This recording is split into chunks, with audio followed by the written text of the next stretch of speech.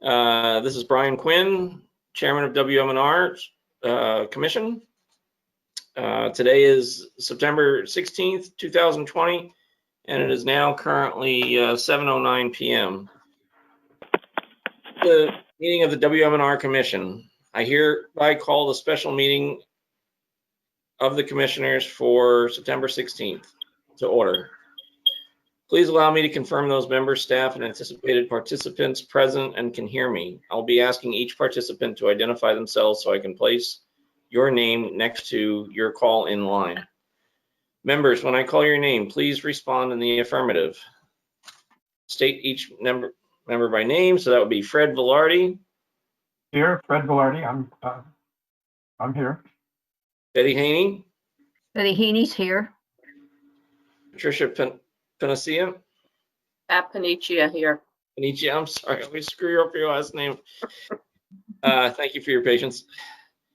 And everybody, let's see, that would be on staff. We have Kurt Anderson. Kurt Anderson is present. Mark Morton. Mark Morton is present. And Rose Ryan. Rose Ryan is present. Great. I hereby declare that we have a quorum and call this meeting to order. A copy of the agenda and related materials have been posted to and can be found on the Town of Monroe's website at monroect.org for public inspection. This public meeting is being conducted remotely in compliance with Section 1 of Governor Lamont's Executive Order Number 7B, dated March 14, 2020, using GoToMeeting electronic conferencing technology. Using this technology, the public can participate in real time and in this meeting via computer, tablet, smartphone, or telephone, using the access information set forth on the meeting agenda. Please be advised that each meeting has a unique participation information, so please be sure that you have accessed the correct meeting. Notice is hereby given that only 250 participants may access this remote electronic public meeting at any one time. Access to this meeting using this technology is granted solely by the technology provider on the first access basis and is not controlled by the Town of Monroe. While it is anticipated that we will not exceed this participant limit for this meeting, should it appear that we are approaching said limit so that any member of the public is denied access to this meeting, I, as chairman, reserve the right to adjourn and continue the meeting at a later date using technology appropriate to ensure all members of the public may participate. Please take notice of the following regarding this remote electronic public meeting. Number 1, that this meeting is being conducted in real time. Number 2, that this meeting is open to the public. Number 3, that any member of the public may listen or view to this meeting anonymously. Number 4, that this meeting is being recorded, and while we ask that you mute your microphones unless recognized to speak, that any of you say, do, or is displayed on your screen may become part of the recording. Number 5, that the recording shall be posted to the town's website within 7 days. Number 6, that the recording shall be made available to the public within a reasonable time in the town hall or upon written request. This meeting shall follow the standard parliamentary procedure. This is where I always have trouble. However, I ask all participants to follow these special rules in addition. Please mute your microphone as to reduce background noise at any time you are not speaking. Prior to speaking on each occasion, each speaker shall clearly state their name and title for the record. The use of the chat feature is prohibited and will not be considered during the meeting if in use. As set forth on the agenda, this meeting will feature public participation. I have not received written comments from the public between the date of this agenda, the agenda was posted, and through 1 hour before the start of this meeting.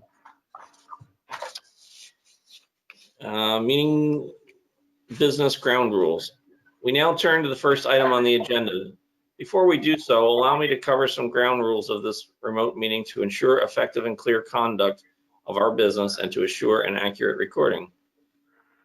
I, the chair, will introduce each matter on the agenda. If a vote is anticipated, I will ask for a motion and a second. After introduction of the matter or upon motion, I will invite each member by name for discussion. After all members have had the opportunity to speak for the first time, I will repeat the invitation to each member in the same order until there is no further comment. Please hold your comments until all are recognized. Everyone will have an equal opportunity to speak. Upon conclusion of the discussion, I will call for a vote on the motion, if applicable, or take other action to conclude each matter on the agenda. All votes taken in this meeting will be conducted by roll call vote. Please remember to mute your microphone or computer when you're not speaking. Please also remember to speak clearly and in a way that helps generate an accurate recording in minutes. I think that's it. So we'll move on to the agenda. Thank you for your patience, everyone. That only took 5 minutes. I should get it to record and fast forward somehow. So we're calling the meeting to order. Moving first, we already stated the time, so I think we're fine there with calling the meeting to order because we started that already in the. Is that right, Kurt? Correct. That was what your whole thing was. So no sense in doing that twice.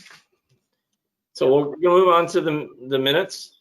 Did everybody get a chance to look at the minutes that were sent out from June 3rd by Rose, who did a wonderful job? Thank you, Rose.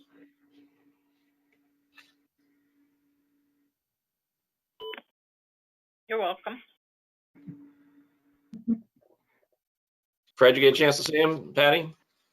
Yeah, Yes, didn't see anything, nothing jumped out at me. Kurt, any reasons for concern? No, not for me. Okay, so we'd like to make a motion to approve the minutes as presented. I, Betty Heaney, member of the commission, make a motion to accept the minutes as presented. Thank Okay. you. Second, I'll second, Fred Velarde seconds that motion. great. So minutes will be approved then. We need to have a vote. I'm We sorry. have to do a roll call vote. We can't even do it all in favor. So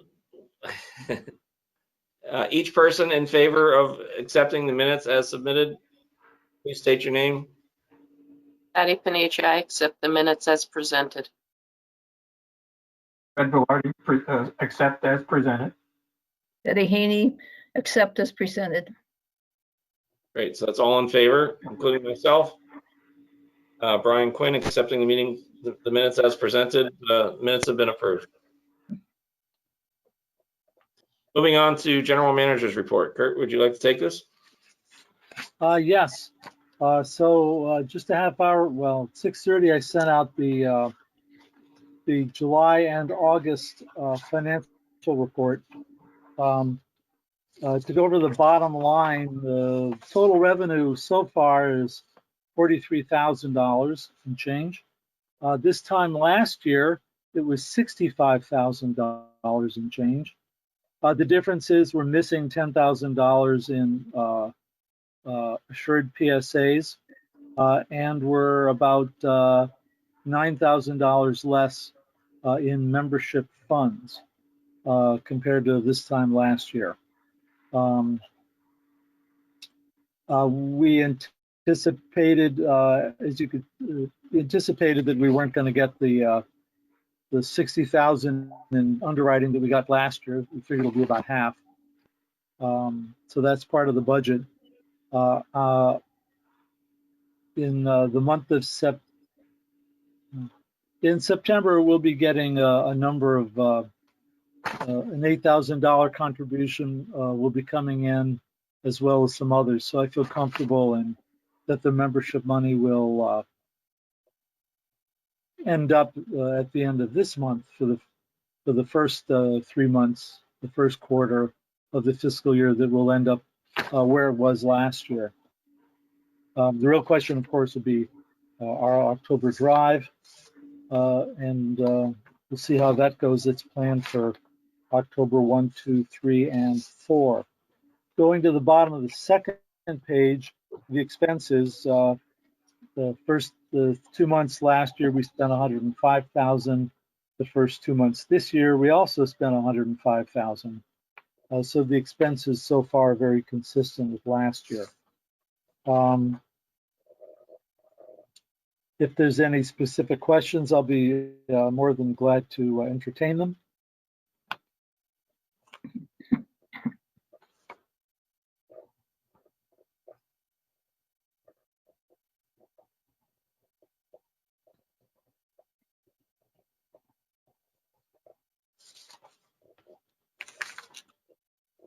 Can you explain to us how the trade out of ads works? Certainly. So what we do, trade out is a fancy way to say non-cash. So we give free and on-air announcements to certain nonprofit music organizations that have a certain economic value, dollar value. And in return for those, we end up getting a free announcement in their program, whether it's real or these days a little virtual. So it's a good way for us to market the station without having to spend cash marketing dollars. So the trade out, because it does represent it does represent part of the fiscal operation of the station, even though it's not actually cash, it is listed there. What I want to point out is while it's listed on the expense side, well, there's three trade outs on the expense side, and there's one trade out on the income side, and the numbers end up washing. The numbers add up to the same amount. So it's a wash on the income and the income and expenses because it's a non-cash transaction. Okay, makes sense. When I saw ad, I was thinking commercial, but I knew we didn't do that. So, right. Thank you for clarifying. Sure. We've been doing for organizations in the last 2 months that have done virtual events, music organizations, some occasional outdoor events, not much. We have done given away some free PSAs for them just to try to help them out at this tough time because our cash is pretty good compared to theirs. Our bottom line is doing pretty well by comparison. So we also not listed as a trade out, not listed here. We've given a few extra free PSAs just to help some organizations out because it's just for all the performing organizations, it's just such a hard time for them. Makes sense. Anybody else? Questions, concerns? No big surprises this time around, it seems. Nope. And does that reflect the service projects you need to do? I know we were going to talk more about the tower painting and guy wires and things like that later, but you feel like you're still headed down a good path with that? That's not going to impact the budget too much? Well, it's really hard to say. We began the fiscal year in good shape thanks to the CARES Act from March. We have to wait and see how we do with the October drive and then the January drive. But everything appears on track. Right now we just did everything appears on track. And one of the things I'll state, even though it's not a dollar amount that you can write down, but from some of the phone calls and some of the checks that we've gotten from some of our larger donors, a person who gave last year $3,500, he increased it to $5,000. One of our broadcasters, who's a retired doctor, just told us that he upped his donation amount. So some people still have money, and we're more important than ever, and so they're increasing what they're giving to us, which is of course a great thing. We'll have to see how it all works out with the pledge drive, but so far I've got a very good feeling about it. There's a lot of goodwill for WMNR, and some people do have the funds. I even took a $200 pledge from a regular fellow, Bernie Goldhurst, John, and he said, I've got a little more money because I'm not spending on other things. So I feel good about the October 1, 2, 3, 4 drive that we've got coming up. We're going to do our normal 8-day drive in half the time and try to raise the same amount of money, and I think we'll come very close to it. I don't want to, we didn't want to go on the drive as long as usual. People really appreciate hearing the music and not being interrupted. There's enough interruptions going on in our life now. So we thought our 1-day drive in April, we did, in 1 day, we did 1/3 of what an 8-day drive did. So we go, let's see if we can get all of our money in half the time in October. And I think we'll come pretty close. No, I think we'll be okay. But we'll find out for sure after the October drive, and especially the January, but yeah. Excellent. So I guess we need to vote to approve it as presented. Is that correct, Kurt? Yes, I'd like to have an actual vote on the record to show that there was, you guys did review it and did vote to accept it. So there's not much to vote on, so I'd like to include it. So there's a formality to the review of it and all. Okay, team. If each of you could state your name and your vote. First, you'll need a motion to accept it. Someone will have to second it, and then you go through the roll call vote. Okay. All right, I, Betty Heaney, member of the commission, to vote to accept the financial report as read. Thank you, Betty. Fred Velarde, I'll second that. Second Betty's motion. Thank you, Fred. Okay, now we'll go to a vote. Patty Panicia, I accept Kurt's report as presented. Thank you, Patty. Fred? Yep. Fred Velarde, accept as presented. Betty Excellent, Fred. Heaney, accept as presented. Thank you, Betty. And Brian Quinn will accept as presented. So that's all, everybody in favor.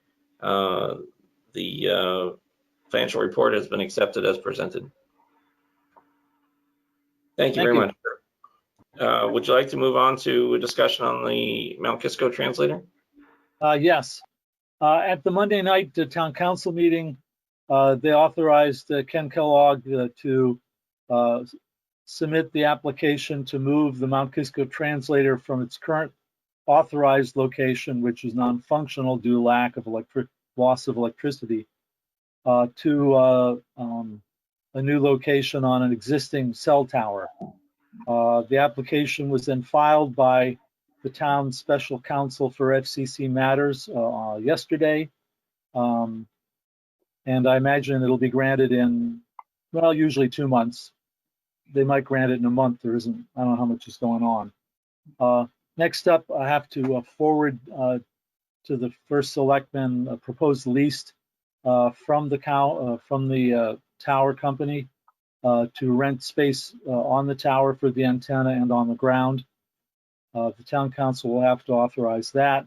We'll have to sign it, and then we get to engage a authorized contractor to install the antenna.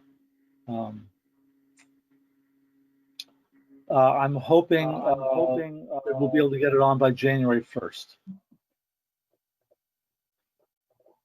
Is that using the same antenna and equipment? We'll use the same antenna, the same transmitter, yeah, the same equipment. It's mostly labor, not so much equipment. Yeah, the installation costs will be significant because this is a commercial tower company, and every time somebody blinks, they want to charge you for it. So there'll be either a $1,700 or $2,500 formal structural analysis. They've done an informal one and said that it'll work.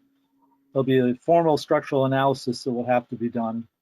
Then we'll have to pay a rigger to install the antennas, which won't be cheap because it's not on an open lattice tower. It's on a thin monopole that does have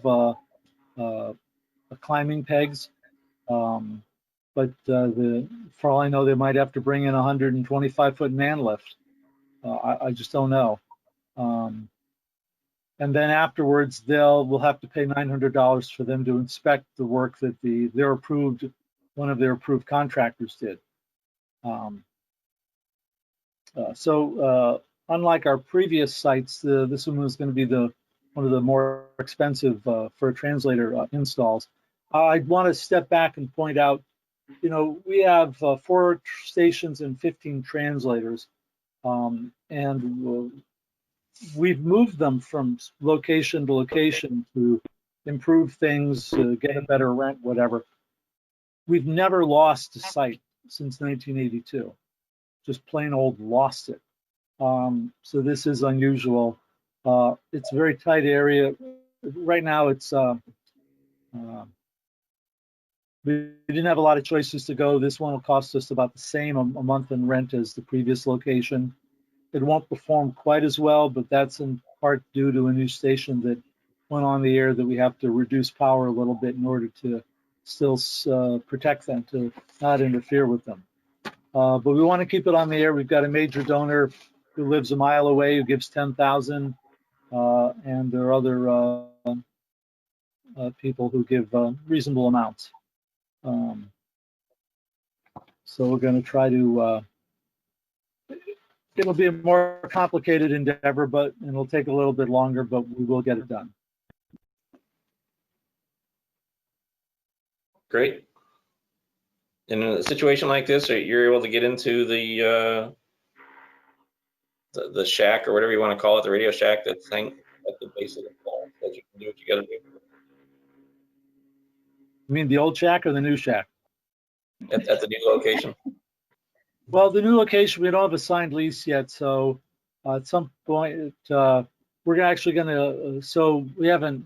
Mark and I have stuck our noses and looked through the fence right up against the base of the tower, and there's plenty of room. It'll work out. Great. Okay. Any other questions, folks?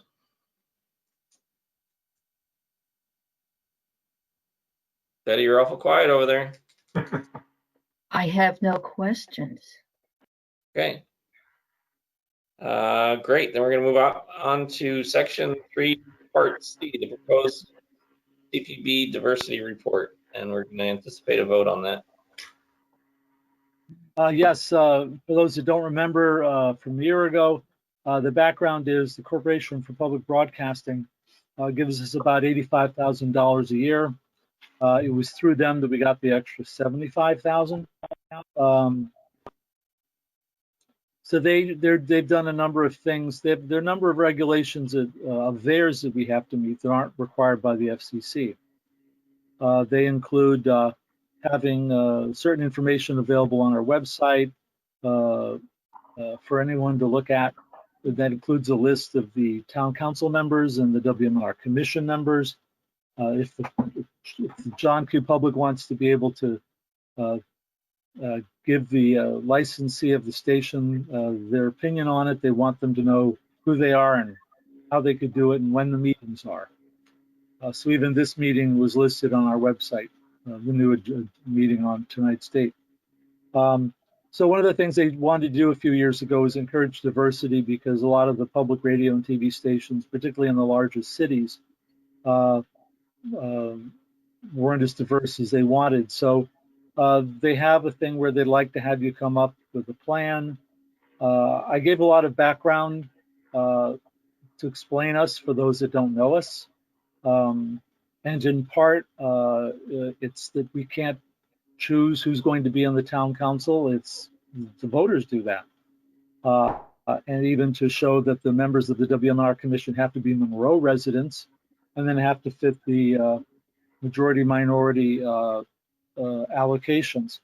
And then they wanted to list And so I provide a list of who's a volunteer, who's a paid employee, and to show what our makeup is. So it's a thing that they want done every year in the fall, approved, and then we'll post it on our website. And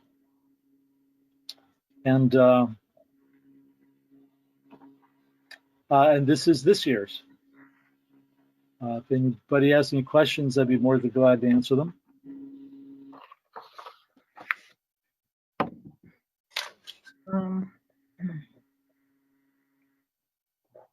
No questions. You present a good report, Kurt. Pardon? You present a good report. You mean the written thing? Yes, when you present it, you write it, and I understand it. Oh, good. So I compliment you. Thank you.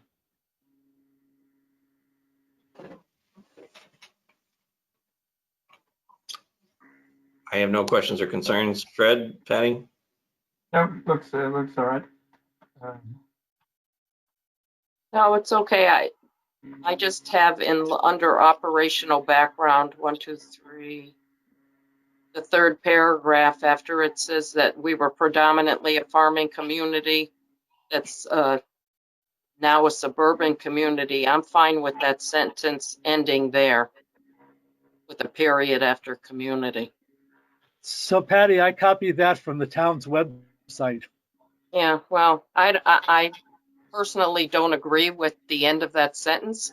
But, you know, if it has to be there. No, it doesn't. Feel free to, if people would like to have me stop it after suburban community period, I'm more than happy to. Open Again, for I'm- discussion, but I don't agree. I don't think we have progressive economic development. We don't have an economic development coordinator. I just don't agree with that. So Well, I'd be glad to take up it to out. the rest of everybody else. The only reason I put it in is that, to some people it looks like, well, we're a big station and technically we serve over 1 million people, but we're really based out of a town of 20,000. And that's, the basis for which we need to, that's the basis of our licensee and everything else. So I'd be glad to take it out and stop after suburban community period. Because I was just trying to paint the picture for somebody in Washington, D.C. who's reading this and they see, oh, they cover 1 million people because it's one of our statistics that they know about elsewhere on the CPB website. So if there's a general consensus that I put a period after community and get rid of the rest, I'm more than happy to do it. I don't want this to be a PR thing, even though it was a PR statement on the town's website. Yeah. Their consensus, I can put a period after community and drop the rest. I'm okay either way. Yeah, Either way. I think Patty has a point. If she feels strongly enough, then it's not, and it's just words. It probably should end after community. It really veered from fact into a political, concept. Yeah, So- our economic development efforts have varied greatly through the years and seem to run into stone walls. So I've changed it to say to a suburban community period, and I've gotten rid of the rest of the paragraph. thank you. Okay. Thanks. Any other Thank choice?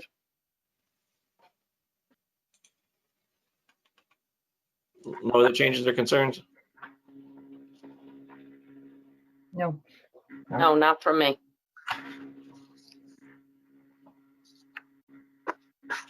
Okay, who would like to make a motion to accept it as presented?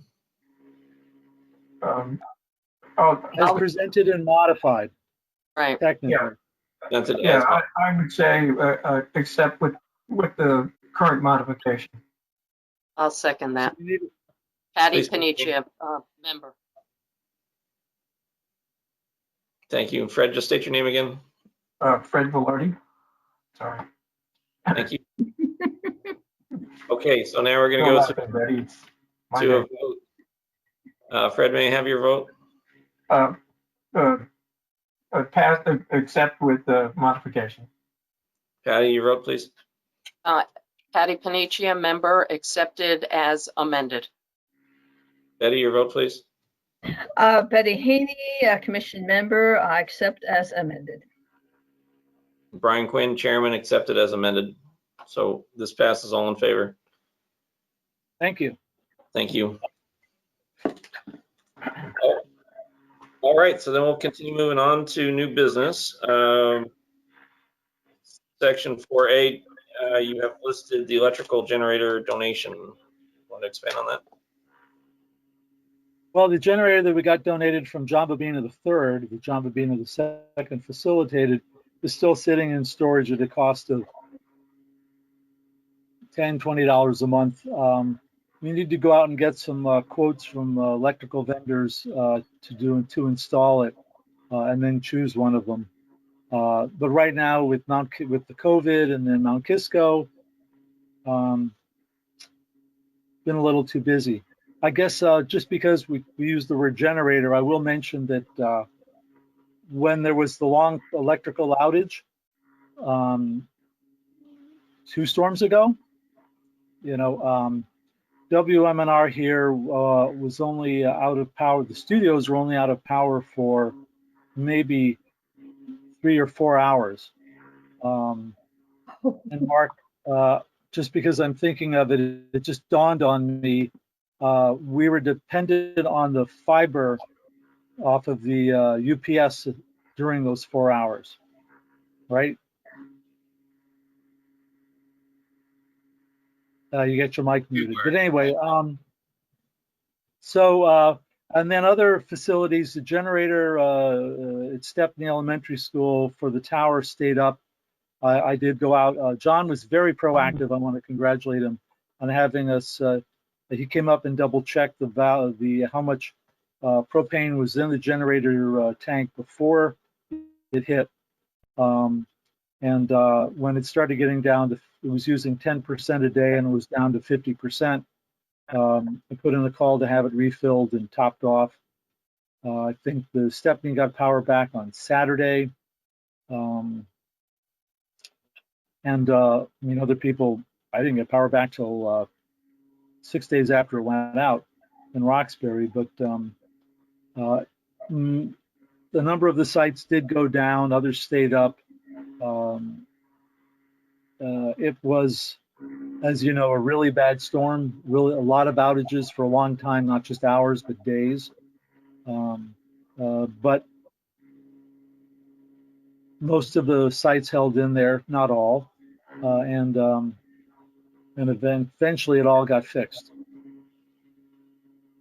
So the Stepney Tower ran continuously. Did I understand John went to look at the propane? Did the town do any maintenance? Or fuel fill up? No, the town didn't do maintenance, but I went and checked the level and then called into Rural Fuels to have them top off the tank, which they did do on Saturday. I think they did it a couple hours after the power came back, or a couple hours before the power came back at Stepney Elementary School. So 88.1 never went down. Guilford went down for maybe 2 hours, 3 hours once. I mean, it's right on US Route 1 next. It's a very populated area, but even they lost power at one point. And a few facilities like Middlefield, which is at the end of a long road with a lot of trees, it wasn't back until for 6 days. But M&R stayed up, the main one, and Guilford, which is a main one, stayed up as well. So not all did, but the main ones did, and we're just fortunate. Well, I thank you very much. I was listening to 88.1 on my battery operated radio when I lost all the power in my Spectrum. And it was very reassuring to know there was somebody out there that I could hear something very relaxing and reassuring. And the signal was perfect. That was 88.1. Great. Yeah, it's wonderful to know that in actuality, all your hard work and planning pays off. Mhm. The town is also benefiting from that for emergency services, so that's huge. It's one thing to do it all in theory, another thing to actually test it. Fortunately, this time we were tested in mild weather conditions. Hopefully, we'd be just as lucky that our hard work would pay off in the wintertime as well. Yeah, the town uses a 3-tower system, one at Marion Heights, one at St. John's Cemetery, and one at Stepney Elementary School. And the other two went down after 12, 24 hours when the batteries ran out. So they do have a backup at Town Hall, but the Stepney one stayed up the whole time. And that does provide coverage for a lot of the town, not all of it, but a lot of it. There's a lot. Yeah. Great job, team. Can I make a quick comment? Can you hear me? Yes, Ben. Yep. We should all remember that all of these storms going back to Irene, by the time they got to us, were tropical storms, not hurricanes. So that's a sobering thought to keep in your mind, especially with the super growth of the trees, because while carbon dioxide is not good for humans, the vegetation loves it. So we're getting lush, fast-growing, trees. And so far, we've lucked out where the storms have mitigated by the time they got up to the Atlantic near New York City.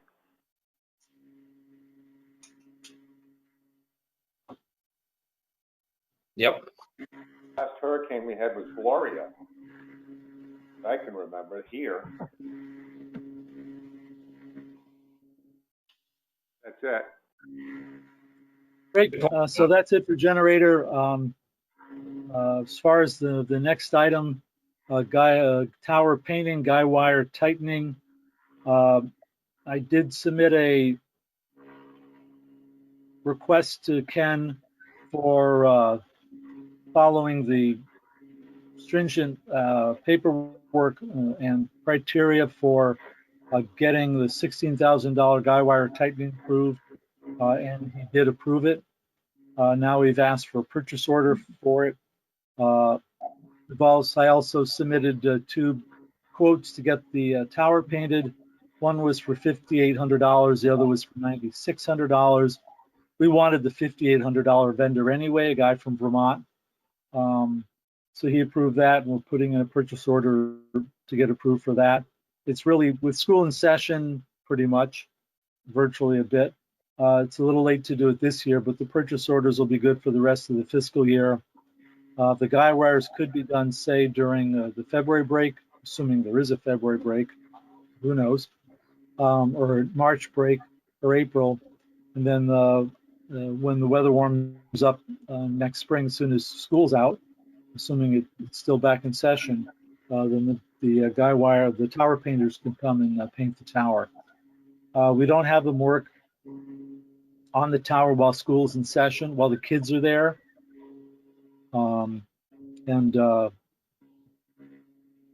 So that's didn't get done this fall before school started, but we'll get it done next spring, early summer.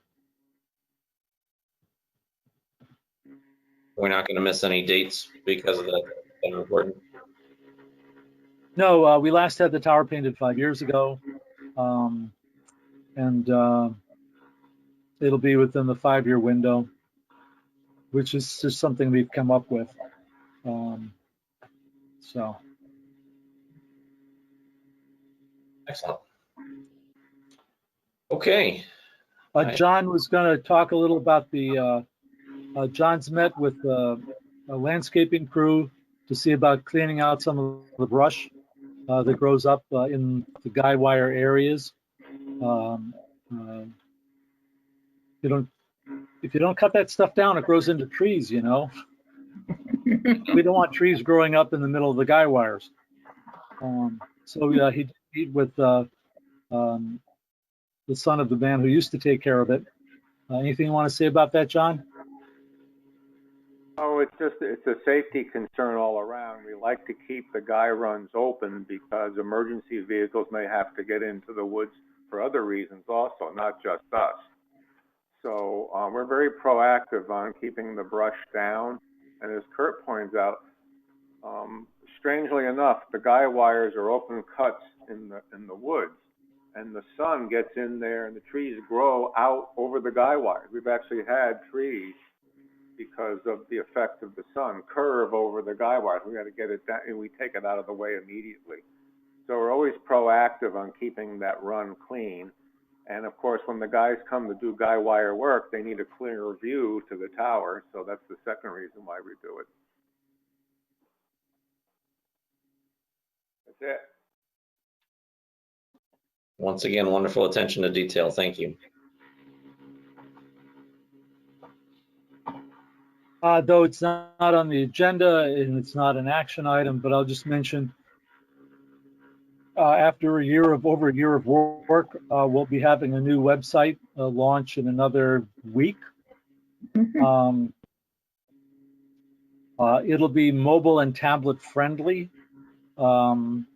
which our current one isn't. It has a very limited modified mobile tablet version. It'll also look a lot nicer. It'll work well. People will be able to post updates about what we're doing on it. That'll then be pushed out onto Facebook and to other social media platforms. It'll have detailed music listings for what's going on right now. Most of which will be accurate. If no one's here, then we'll get what the system automatic music listing system picks up. That'll be a big improvement with a lot of information. And it was thanks to the hard work of one of our broadcasters who does a very little bit of part-time work for us as well, Dominique Johnson, as well as Cindy Carlson, who's our major donors and communications person. So that'll be launching in another week before the October drive. Are they the programmers or are they the project managers? Well, I don't know how to define the terms you're using.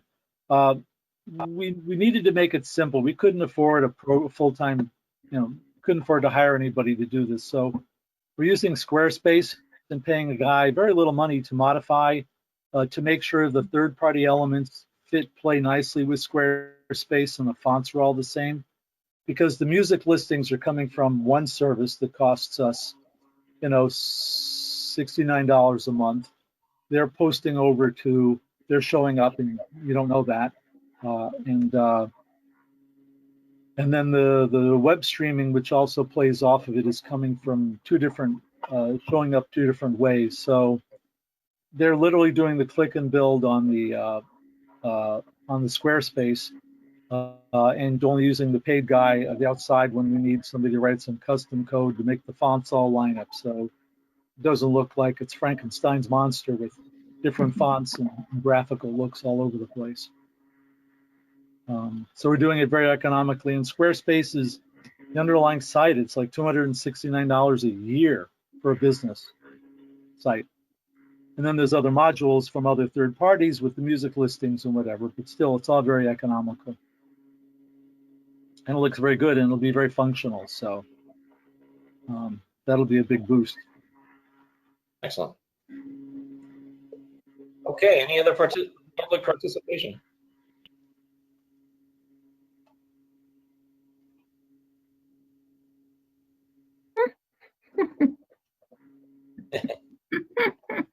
No comments, no questions. You must be happy you can't see me. I'm making faces. Anything you want to share?